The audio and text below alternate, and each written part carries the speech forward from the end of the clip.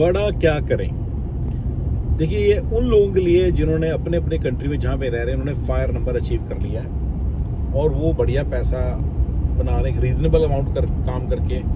Reasonable मतलब कि मतलब महीने में, हफ्ते में, मतलब 10-15 घंटे का काम है और अपना रीजनेबल चल रहे हैं और बढ़िया पैसा कमा रहे हैं और बड़ा एंजॉय कर रहे हैं। राइट, टाइम फ्री हो चुका है और उनको बेसिकली, जैसे अमेरिका में मेरा मानना है कि आप 4% विड्रॉल रेट पे अगर आप S&P 500 रखते हैं तो you are kind of good. ठीक है ना, आप उसको डाल दो, 4% निकालते रहो। ठीक है, इसी तरह से इंडिया के अंदर भी मैं कहता हूँ, इंडिया में भी 4% का ही चलता है। मैंने देखा था सेंसेक्स का कुछ गड़बड़ सी थी उसमें, तो चलो फिलहाल उसको 4% या 5% गिन के चल सकते हो आप, तो बड़े बड़े तौर पर you will be good.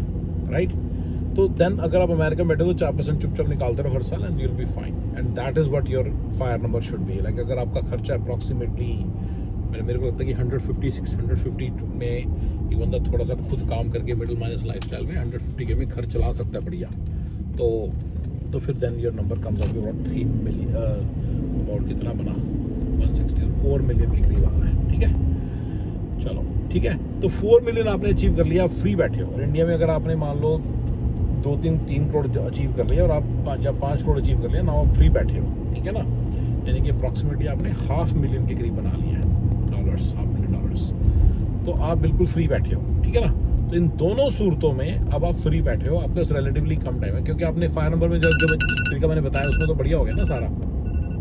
Right, उसमें तो आप बिल्कुल ही फ्री बैठे हो प्रीटी मच करो। 1-2 घंटे तो काम होते हैं ना, थोड़ा बहुत जाके पोर्टफोलियो देखना, चेक करना, सब कुछ काम तो होता ही है थोड़ा बहुत। राइट, तो अब हम बड़ा क्या करें। ठीक है, मैंने जो थोड़ा सा मेरे समझ में आता है उसको आपसे शेयर करता हूँ।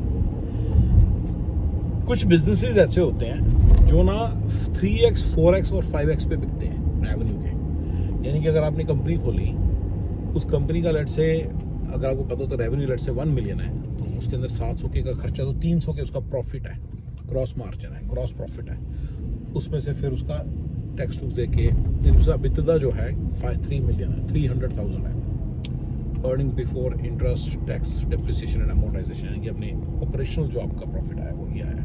ठीक है ना, इसके बाद आपका हाँ, तो ये तो जो टिपिकली कंपनीज की वैल्यूएशन होती है ना, तो वो 1 मिलियन, जैसे जो रेस्टोरेंट बिजनेस है अमेरिका में, उसकी वैल्यूएशन होती है 0.1x पे। कोई बंदा से ऊपर देगा तो बेवकूफ़ होगा, तो 0.1x पे होती है। ठीक है ना, तो आपने 1 मिलियन का ले लिया, राइट, तो सब 1, ठीक है ना, अब आपने खड़ा किया उसको और बेच रहे हो, राइट। तो इंडिया, अगर आप क्या नाम है, कुछ बिजनेसेस होते हैं जैसे कि मान लो डॉक्टर्स क्लिनिक्स वगैरह होते हैं 0.7, 0.6, 0.4x, 0.5x ऐसे होते हैं, but not every business like that. Certain businesses like McDonald's वगैरह वो होते हैं 2x, 3x, वो 7x ऑफ द एबिटडा होते हैं अक्सर।